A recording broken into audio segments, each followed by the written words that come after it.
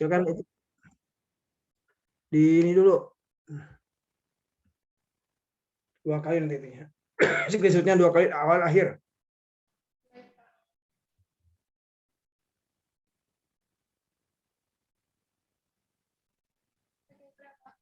Ya, sudah. Oke. Silakan kelompok 1. Hilma, Virgiania, dan Sri Handayani.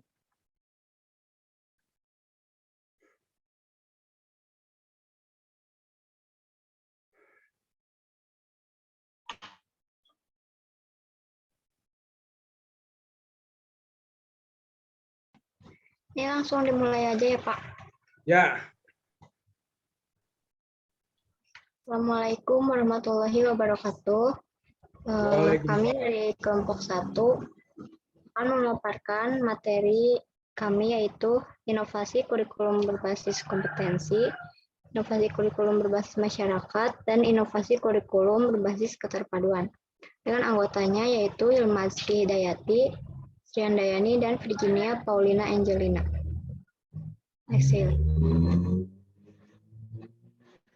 Next. Yang pertama yaitu inovasi kurikulum berbasis kompetensi yang akan dijelaskan oleh Virginia Paulina. Ya, pengertian dari kurikulum berbasis kompetensi itu pada pembelajaran kompetensi, peserta didik menjadi subjek belajar yang memegang peranan utama. Sebagai akibatnya, dalam setting belajar mengajar, peserta didik dituntut kreativitas secara penuh, bahkan secara individu mengkaji bahan pelajaran. Dengan demikian, peran pengajar di sini menjadi fasilitator aneka macam sumber serta fasilitas untuk dipelajari peserta didik. Terdapat karakteristik krusial dari pembelajaran kompetensi, seperti proses aktivitas belajar mengajar pada kurikulum berbasis kompetensi tak hanya sekedar menyampaikan materi, tetapi diselenggarakan untuk membuat watak, peradaban, dan mutu kehidupan peserta didik. Jadi, pembelajaran kompetensi menggambarkan pada usaha peserta didik mengkaji bahan pelajaran sebagai dampak perlakuan pengajar pada mengelola pembelajaran yang menekankan pada kemampuan dasar yang dilakukan oleh peserta didik di tahap pengetahuan, keterampilan, serta perilaku. Yuk, next. Begitu juga ada prinsip dan karakteristik pembelajaran kompetensi.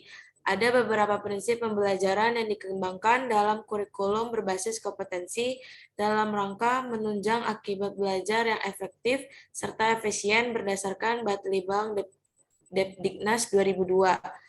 Yang pertama itu kesempatan belajar, pengetahuan awal peserta didik, refleksi, memotivasi, keragaman individu, kemandirian dan kerjasama, suasana yang mendukung, belajar untuk bersamaan, peserta didik menjadi pembangun gagasan, rasa ingin tahu, menyenangkan, interaksi dan komunikasi, dan yang terakhir belajar cara belajar.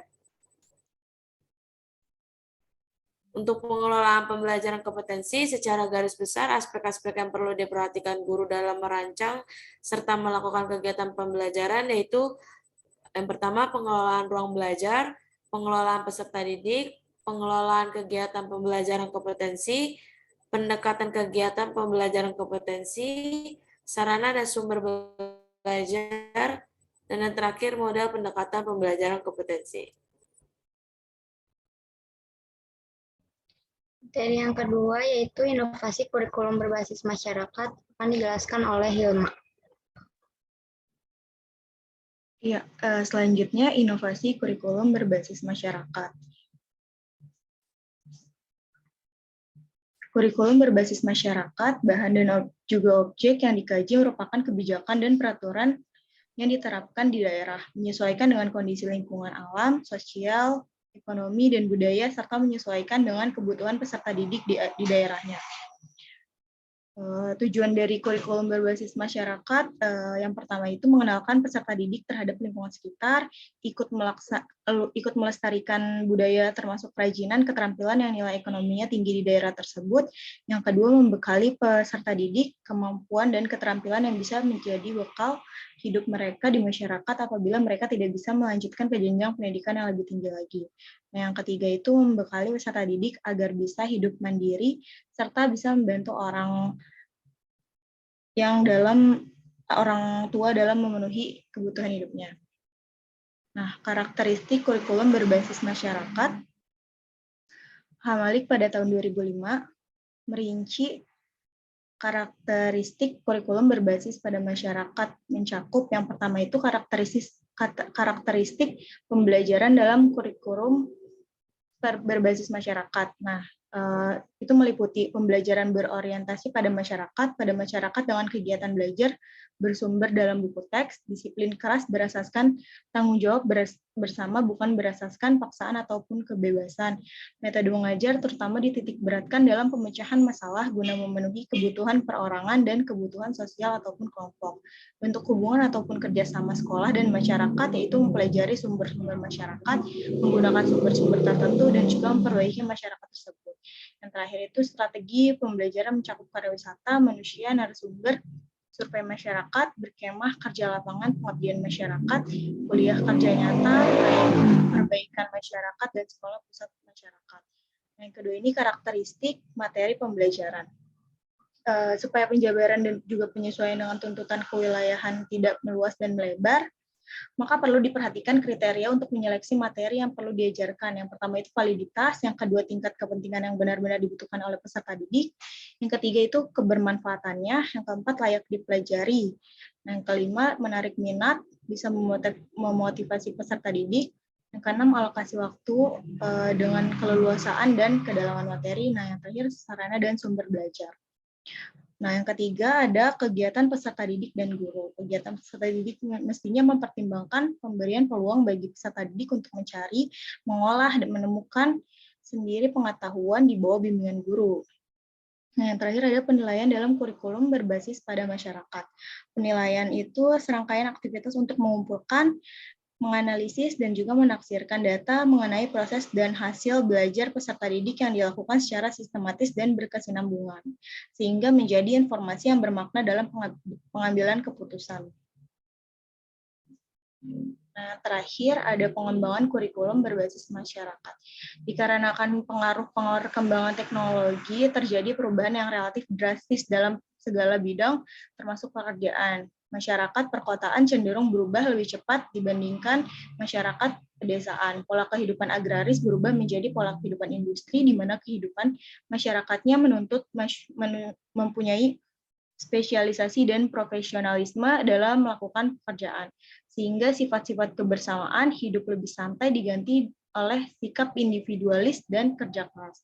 Nah, komponen-komponen kurikulum berbasis masyarakat itu antara lain tujuan dan filsafat pendidikan dan psikologi belajar, analisis kebutuhan masyarakat sekitar termasuk kebutuhan peserta didik, tujuan kurikulum, pengorganisasian dan implementasi kurikulum, tujuan pembelajaran, strategi pembelajaran meliputi model-model pembelajaran, teknik evaluasi, implementasi strategi pembelajaran, penilaian dalam pembelajaran, dan evaluasi program kurikulum. Nah, berorientasi pada komponen-komponen kurikulum berbasis masyarakat tersebut, maka langkah-langkah pengembangannya itu yang pertama, penentuan tujuan pendidikan berdasarkan filsafat dan psikologi pendidikan juga berdasarkan spesifikasi kebutuhan masyarakat dan kebutuhan peserta didik. Langkah keduanya, analisis kebutuhan masyarakat sekitar, peserta didik, dan mata ajar. Yang ketiga, spesifikasi tujuan kurikulum baik tujuan umum maupun tujuan khusus.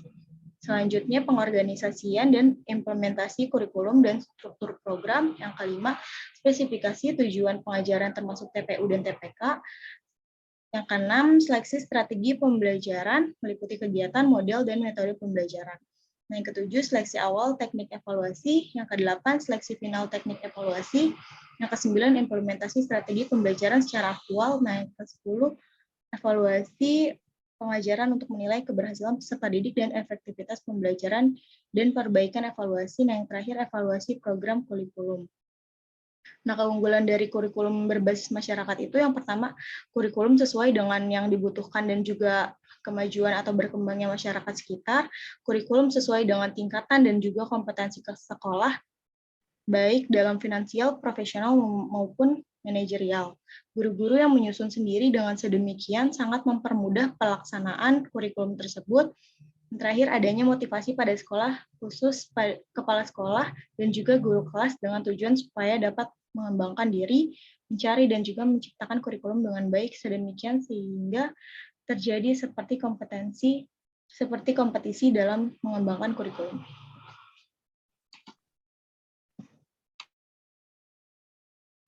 Dari yang ketiga yaitu inovasi kurikulum berbasis keterpaduan yang akan dijelaskan oleh saya sendiri.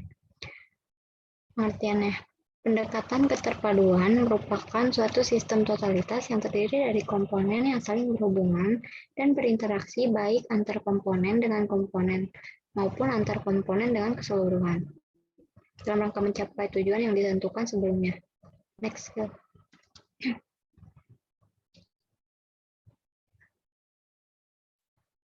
Next. Komponen kurikulum berbasis keterpaduan. Komponen kurikulum berbasis keterpaduan saling berkaitan, yaitu yang pertama subsistem masukan, yakni siswa, yang kedua subsistem proses, yakni metode, materi, dan masyarakat, yang ketiga subsistem produk, yakni lulusan yang dikaitkan komponen evaluasi dan umpan balik. Masing-masing komponen saling berkaitan, mempengaruhi satu sama lain dalam rangka untuk mencapai tujuan. Next.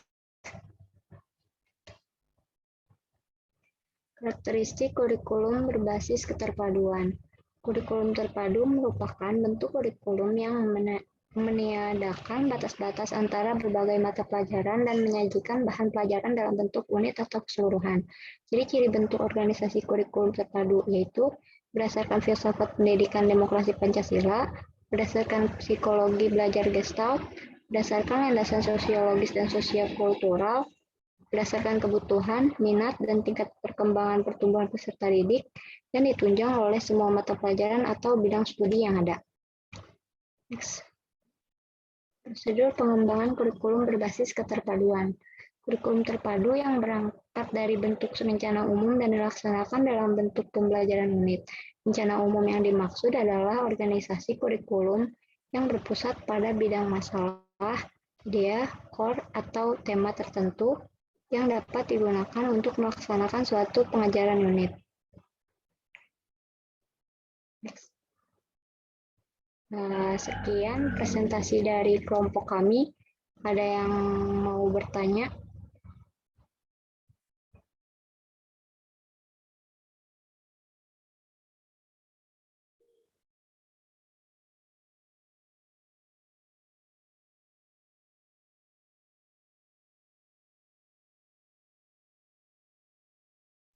Baik, Juli, silakan. Izin bertanya ya, apa hubungan antara tujuan pendidikan dengan kompetensi?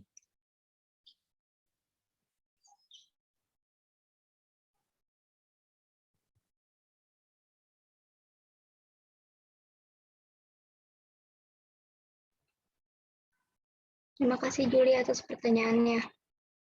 Kelompok Ya, kami sama-sama. diskusi. Ada yang ingin bertanya lagi? Ini ya, dicatat ya pertanyaannya ya. Catat pertanyaannya. Masing-masing kelompok harus bertanya. Dijawab hanya 3 pertanyaan. Selebihnya berarti ada 6 pertanyaan dijadikan kuis, ya. Oke, paham? Ya, silakan. Baik, Pak. Silakan kelompok 2. Saya tunggu 1 menit. Kalau tidak ada lewat.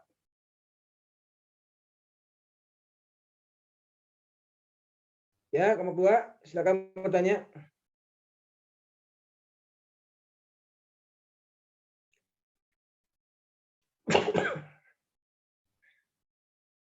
Kelompok 3.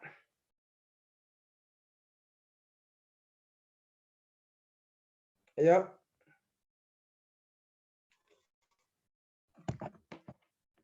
Kalau tidak ada, ya di WO nanti dikurangi nilainya. 4. Silakan.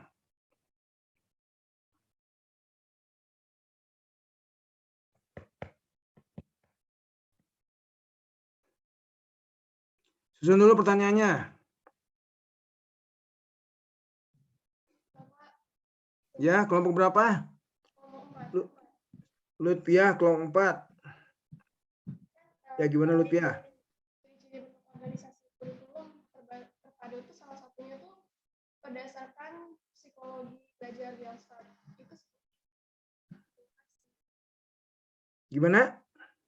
ini maksud dari psikologi belajar Bielstad, Pak. Ya. Jadi inovasi kurikulum itu berdasarkan psikologi belajar dari Gestalt. Itu. Ya, oke, tulis tuh. Ya. Kelompok 5. Silakan Pak, kelompok 5. izin bertanya. Ya, silakan Astia. Kelompok berapa sih ya? Kelompok 5, Pak. Ya, 5. Oke. Apa saja karakteristik inovasi kurikulum belajaran keterpaduan? Karakteristik inovasi kurikulum terpadu. Ya. Iya. Bagus. Kelompok 6. Tadi sudah, Pak. Oh, udah tadi ya, 6 ya, Lutfi ya. Kelompok 7.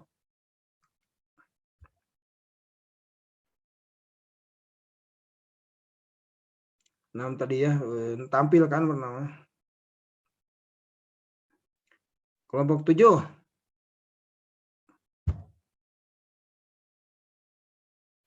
Halo? Kelompok 7. Ya, silakan.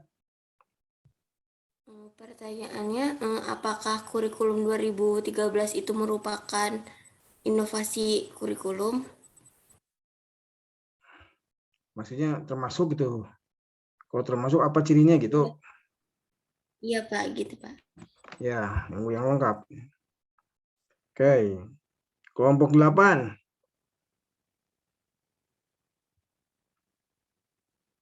Kelompok 8. Ya, silakan kelompok 8.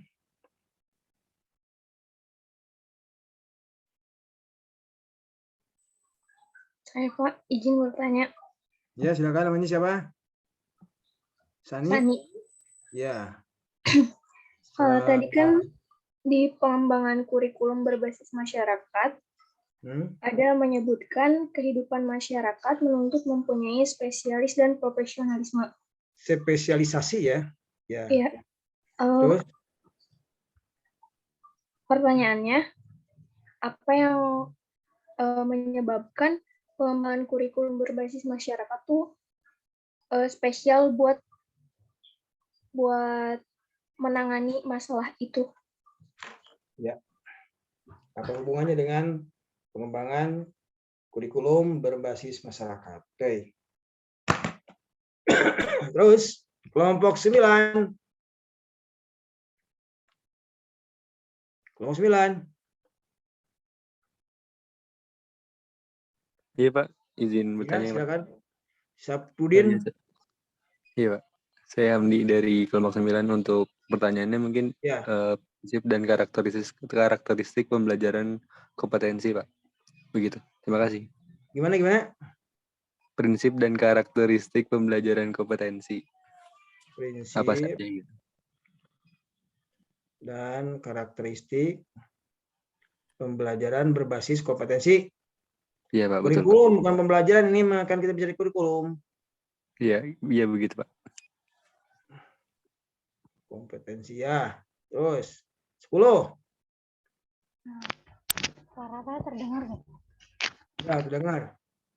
Mungkin pertanyaannya tadi kan ada karakteristik kurikulum berbasis masyarakat ya. Kelebihan dari kelebihan dari kurikulum berbasis masyarakat itu seperti apa ya? Kelebihan kurikulum bermasyarakat. Kelebihan kurikulum berbasis masyarakat. Oke. Kelompok 2 belum tanya. Saya Pak izin bertanya dari kelompok Ya. 2. Ya. Izin bertanya, kan ini inovasi kurikulum pasti ada kelebihan sama kekurangannya ya. Kira-kira Ya. kelebihan sama kekurangan inovasi di kurikulum Indonesia itu apa aja ya? Terima kasih. Kelebihan, kekurangan inovasi kurikulum. Oke, kelompok 3.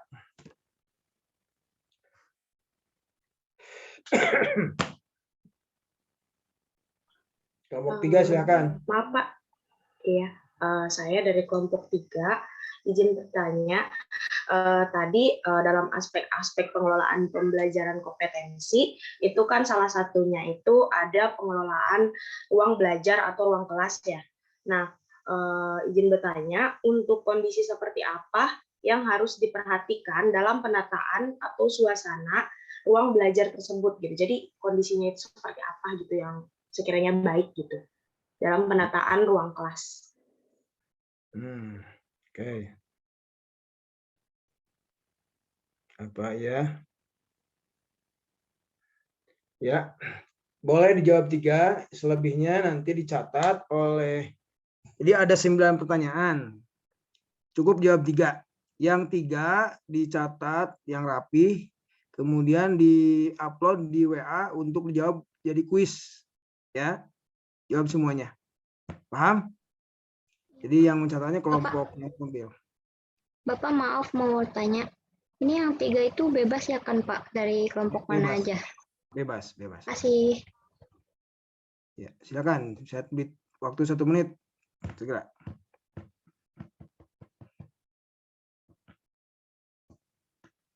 Minggu depan sebelum tampil, semua orang harus baca dulu makalah kelompoknya supaya pertanyaannya bermutu ya, jangan asal-asalan.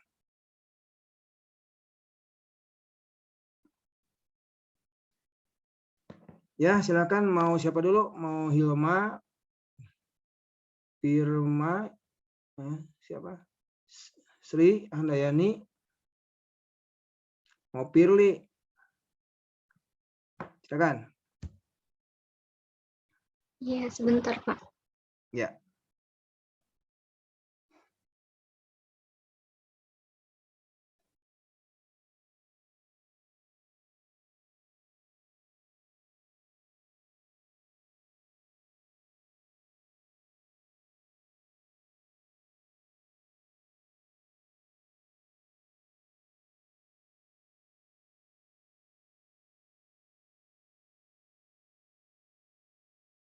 Ya, cukup.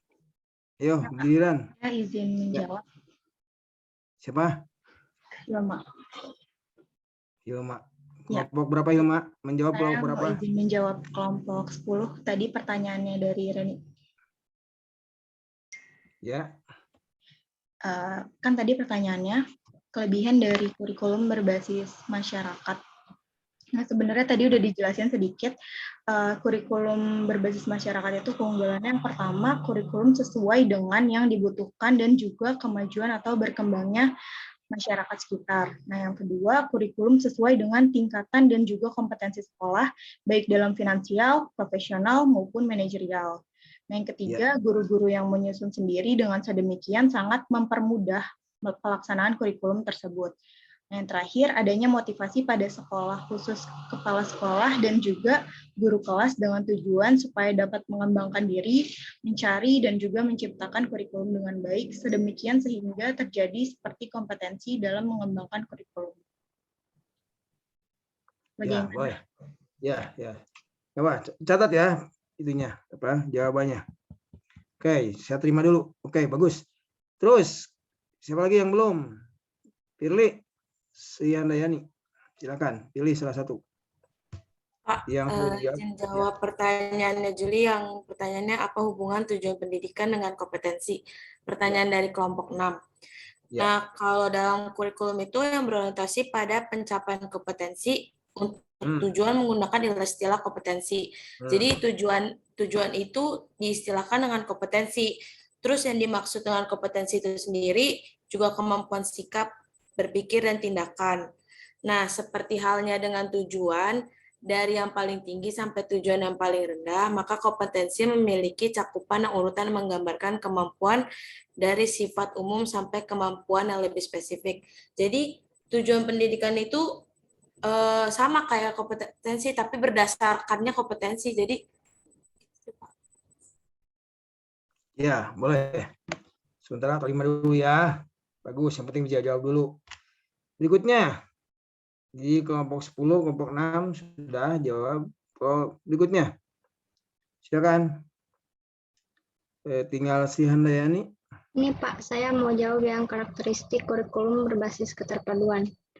Itu yang pertama ada berdasarkan filsafat pendidikan demokrasi Pancasila, terus ada berdasarkan psikologi belajar Gestalt dan field teori, yang ketiga berdasarkan landasan sosiologis dan sosiokultural, yang keempat ada berdasarkan kebutuhan, minat, dan tingkat perkembangan pertumbuhan peserta didik, yang kelima ditunjang oleh semua mata pelajaran atau bidang studi yang ada, yang keenam ada sistem penyampaian dengan menggunakan sistem pengajaran unit, yakni unit pengalaman dan unit mata pelajaran. Yang terakhir, peran guru sama aktifnya dengan peran peserta didik. Bahkan peran siswa lebih menonjol dan guru cenderung berperan sebagai pembimbing dan fasilitator. Iya. Gitu, Pak. Iya.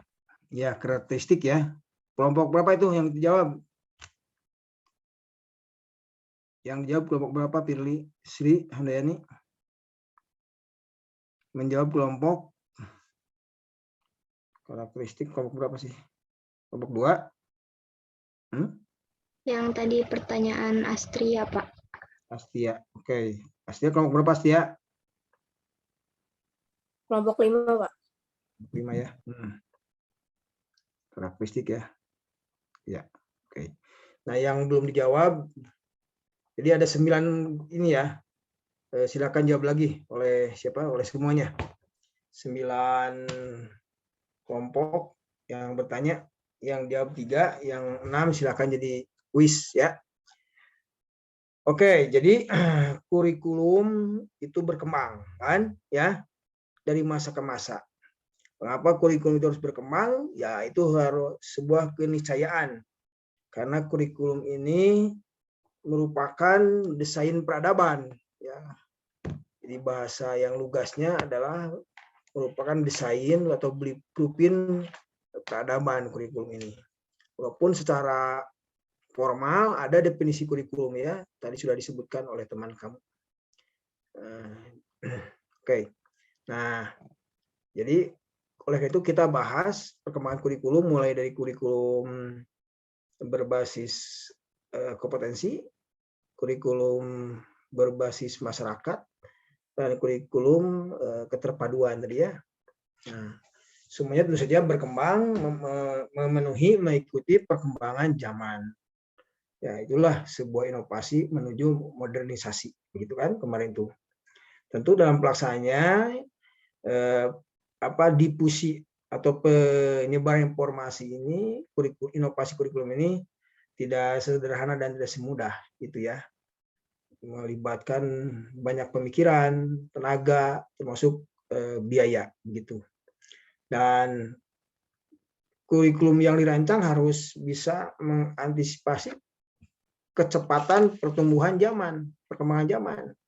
Kadang-kadang, bukan kadang-kadang, seringkali dalam baik di dalam konsep, ya, artinya dokumen kurikulum yang dibuat sampai kepada pelaksanaannya, ini kita tertinggal, terseok-seok, ya, tinggal oleh pesatnya zaman. Bayangkan tahun 20 tahun yang lalu, ketika telepon masih pakai kabel, ketika komunikasi masih manual pakai surat ya, ada juga pakai telepon, pakai telegram. 20 tahun berikutnya kita sudah bisa komunikasi tatap maya seperti ini. Berarti sangat cepat sekali. Dan apakah dalam pembelajaran di dalam kurikulum juga sudah secepat itu? Nah, banyak yang ketinggalan. Yang kentara yang nampak itu pada vokasi, ya, pada pembelajaran vokasi. Coba lihat SMK misalkan di SMK otomotif, ya, belajar mesin bakar, ya, dulu pakai pematik, ya, terus ada kiprok untuk menyimpan. Sekarang sudah pakai CDI, ya, sudah pakai CDI. Kemudian mesin bakarnya juga sudah modern, 4 langkah, 2 langkah, dan seterusnya. Mesin-mesin yang dulu, ya, misalkan di sekolah itu pada tahun 90-an, 2000-an hanya mesin motor biasa, sekarang sudah motornya motor elektrik. Jadi sangat ketinggalan kita, ya. Jadi kalau kurikulum itu didesain tidak mengikuti perkembangan, maka berusaha kurikulum lebih fleksibel. Salah satunya adalah asalnya kurikulum itu bersifat instruksional, ya, tahun 98, tahun 2076, 2076, kemudian 86, 76, itu instruksional sifatnya. Sekarang masuk ke mengacu kepada kemampuan peserta didik yang disebut dengan kompetensi. Tapi ternyata itu pun kompetensi tertinggal. Maka harus melihat gimana kepentingan masyarakat. Tadi kata Sani ya, kehidupan itu memerlukan spesialisasi dan profesionalisme. Untuk tidak bisa eksis dalam kehidupan itu, orang harus mempunyai kecakapan yang spesial, khusus, berbeda dengan orang lain. Kalau sama ya bersaing kan, kalau berbeda artinya dia bisa unggul, ya. Sederhana saja, ya, misalkan nih Anda di daerah nih, di kampung, Anda pandai, kompetensi Anda dalam dunia matematika begitu hebat, kan bisa menggunakan kursus matematika, ya, spesialisasi, ya, kecakapan. Ya, sederhananya banyak di daerah yang membuka reparasi HP misalkan, ya, begitu, ya.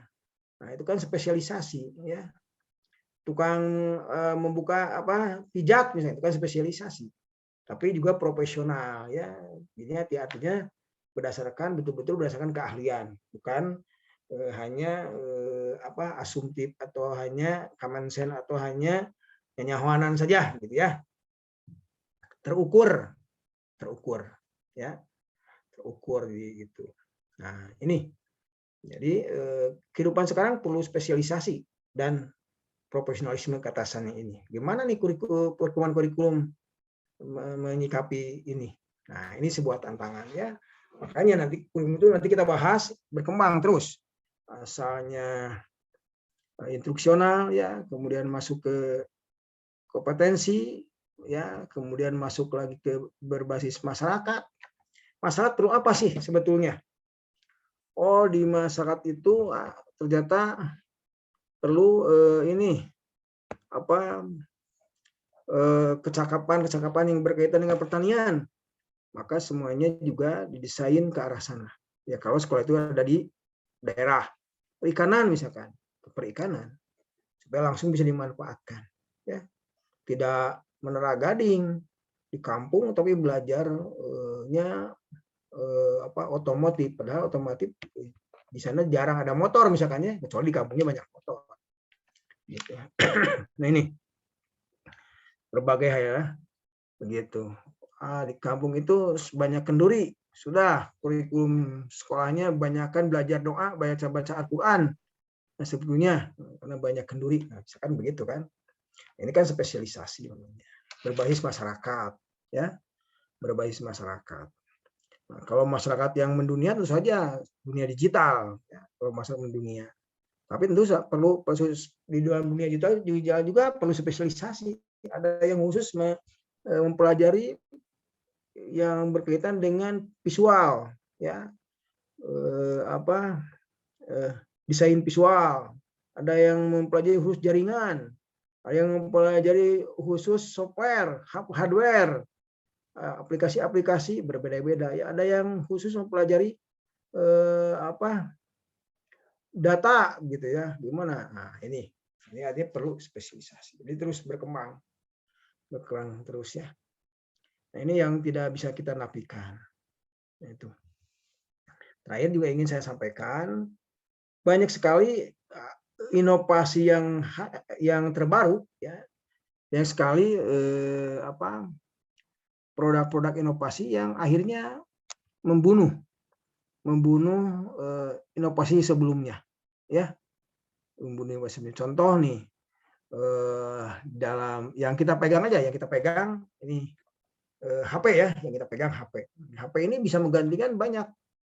Radio bisa diganti oleh HP, televisi diganti oleh HP, betul tidak? Ya, radio, televisi, apalagi yang bisa diganti oleh HP? Coba, siapa yang bisa jawab? Apalagi yang bisa diganti oleh HP? Fungsinya digantikan oleh HP. Saipudin Hamdi? Saipudin? Iya, Pak. Apalagi benda yang bisa diganti oleh HP fungsinya? Mungkin ini, Pak, jual beli kayak uang gitu, Pak. Nah, transaksi keuangan, ya. Jadi kasir itu bisa diganti oleh HP. Kasir perbankan lama-lama akan hilang ya profesi sebagai kasir di perbankan. Bayangkan untuk bayar atau kasir di toko, kan kita bayar tinggal scan aja barcode-nya. Ya, bayar langsung. Begitu ya kita kalau coba loket-loket dulu kan ada loket PLN bayar ya. Bayar PLN, bayar air, bayar listrik ya. Sekarang di kampung kamu masih ada nggak? Bayar listrik nggak ngantri? Bayar telepon? Masih ada, Sani? Ada nggak? Nggak ada ya, udah jarang. Orang ngantri bayar pajak, ngantri ya sekarang mah pakai HP aja, ya, pakai HP. Mau apa lagi? Mau belanja juga sama, ya. Jadi sistem transaksi keuangan atau penerima cash, ya, sistem cash sudah hampir hilang ya, kecuali di daerah-daerah ya, di daerah. Kalau sudah merata penggunaan ini kan biasa aja tukang cilok yang ditanggung itu bisa saja pakai barcode langsung ya. Kalau di negara asing sudah begitu.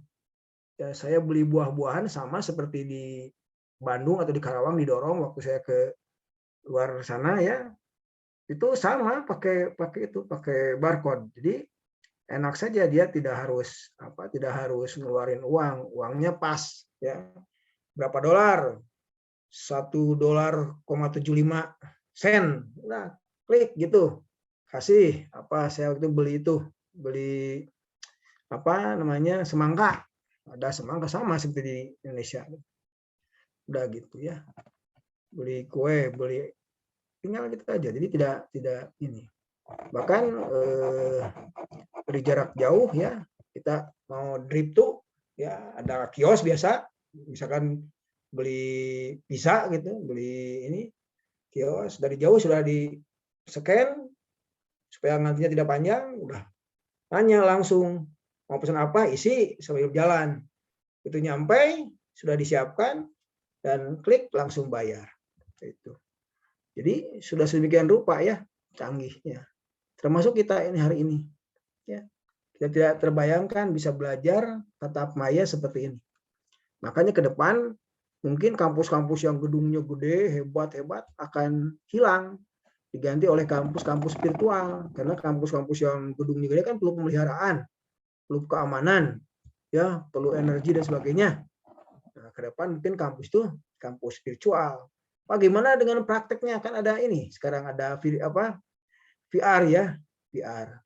Kemarin saja sudah ramai tuh umroh mau pakai VR, tapi nggak boleh ibadah, makanya pakai maya begitu ya. Oke. Jadi sudah mulai sekarang ya. Memang sekarang pariwisata sedang dirancang, ada pariwisata yang yang online. Artinya kita tidak harus pergi ya. Di beberapa negara sudah dilakukan ya. Kita masuk ke sebuah ruangan, mau ikut terbang meluncur ya menggunakan jet, kan mahal ya, tapi kita duduk aja di kursi yang mirip kopilot gitu ya. semuanya layar, kita meluncur. Wah, seru, tapi kita hanya duduk di situ aja. Tapi semuanya adalah film, diatur bunyinya, diatur gerak anginnya. Jadi kalau gerak cepat ada angin yang berhembus. Kadang-kadang kalau cebur ke laut ada air yang muncrat dari bawah gitu ya. Nah, sampai sedemikian rupa disimulasikan. Jadi kita seolah-olah ada di dunia nyata ya. Kalau kita langsung kan resiko kecelakaan, terjun dari ketinggian, kita seolah-olah terjun ya. Nah, ini sudah mulai dilakukan. Jadi bukan hanya dunia perbankan, dunia hiburan, dunia pendidikan, semua. Nah, ini tantangan ke depan ya, termasuk Anda sebagai guru ya. Makanya betul kata Sani itu perlu perlu spesifikasi ya, spesifikasi keahlian dan profesionalisme. Dari sekarang harus dipikirkan, kita tidak bisa main-main. Oleh karena itulah belajar pun seperti ini sebuah keniscayaan. Kita tidak bisa menafikan sampai saja nih ini mendaring inilah, bukan, tidak begitu. Karena kalau tidak bisa mengikuti ya lama-lama kita ketinggalan ya. Saipudin diperhatikan. Nah, itu ya. Jadi tinggal komitmen kita belajar itu gimana ya. Jadi lama-lama ya kita harus segera beradaptasi ya, bukan lama-lama ya, harus segera karena sekarang sedang terus berevolusi terus ya. Coba Anda tahun 2000 berapa masuk, sudah 4 tahun di Unsika, tapi baru 1-2 semester mungkin ya yang tatap muka, karena selebihnya kan tatap maya ya. Tahu-tahu Anda sudah mau nyusun skripsi saja, kuliahnya baru berapa, 1 tahun, 1 tahun setengah. Dulu udah berapa lama kuliah di Unsika yang langsung, yang tatap muka? Berapa semester yang tatap muka? Ya, 1 semester. 1-2. 1 semester, 2 semester. Semester 2-nya setengah, Pak. 1,5, Pak. Oh, Nggak nyampe setengah, Ding.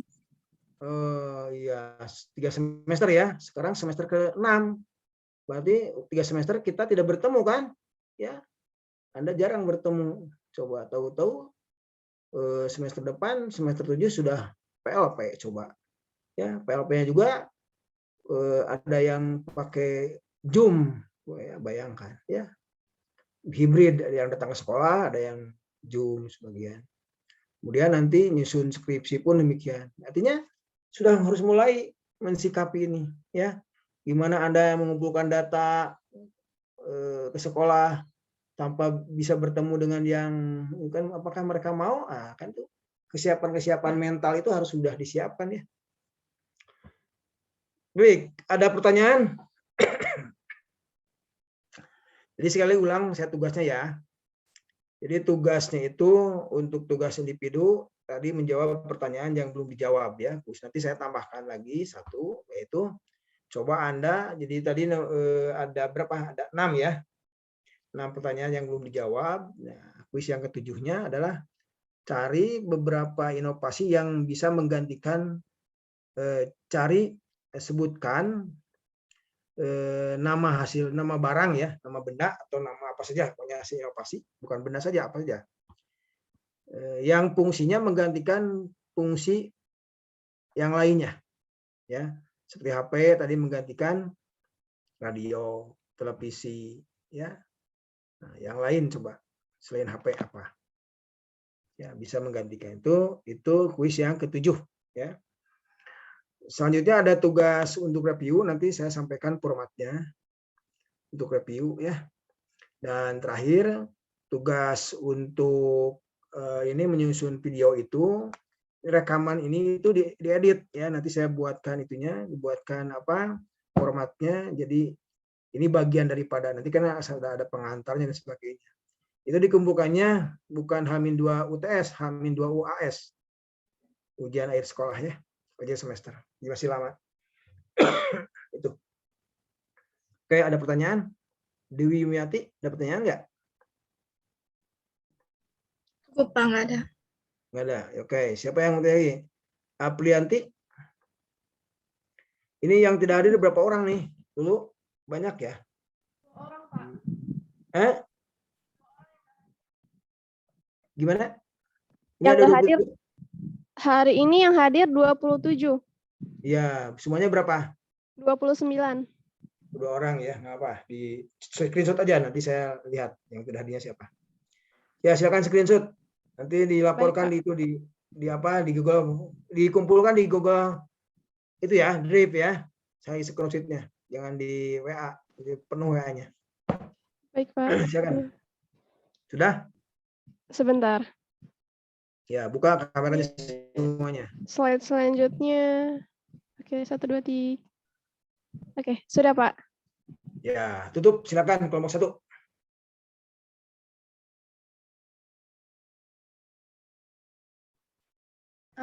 Kesimpulannya dibacain nggak, Pak? Boleh. Silakan.